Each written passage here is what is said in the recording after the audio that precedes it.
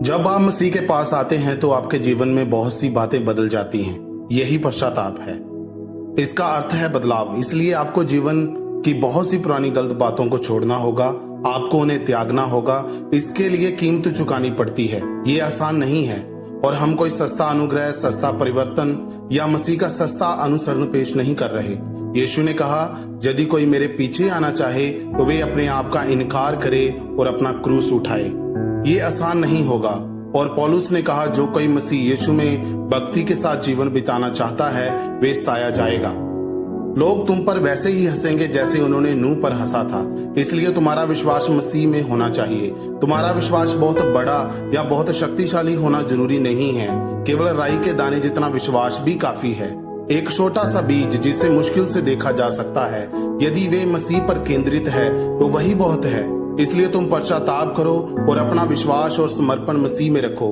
क्या तुम तैयार हो? क्या तुमने तैयारी कर ली है? मसीह ने कहा, तैयार रहो, क्योंकि जिस घड़ी तुम सोचते भी नहीं उसी घड़ी मनुष्य का पुत्र आएगा। क्या तुम तैयार हो? क्या तुम तैयार हो? एक क्षण शांत और स्थिर होकर इसके बारे में सोचो। क्या तुम तैयार हो? आमोस 4 में लिखा है, अपने परमेश्वर से मिलने के लिए तैयार हो जा। क्या तुम तैयार हो? तुम कहते हो तैयार होने के लिए मुझे क्या करना होगा? मैं तो पहले ही बपतिस्मा ले चुका हूँ, मैं एक कलीसिया का सदस्य हूँ। मैं उसके बारे में बात नहीं कर रहा। वे अच्छी बात है और तुम्हें होना भी चाहिए, लेकिन क्या तुमने वास्तव में मसीह को अपने हृदय में प्रभु और स्वामी के रूप में ग्रहण किया है? क्या तुमने पश्चाताप किया है? क्या तुमने अपने पापों से मन फिरा लिया है?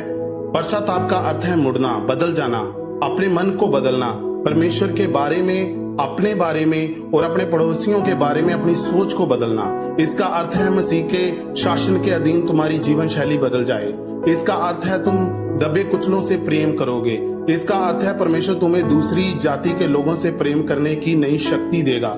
इसका अर्थ है कि परमेश्वर पवित्र आत्मा के रूप में तुम्हारे जीवन में आएगा और तुम्हें प्रेम करने की शक्ति देगा और तुम्हें ऐसी शांति देगा जो तुमने पहले कभी नहीं पाई। वे तुम्हारे जीवन को उद्देश्य और अर्थ देगा।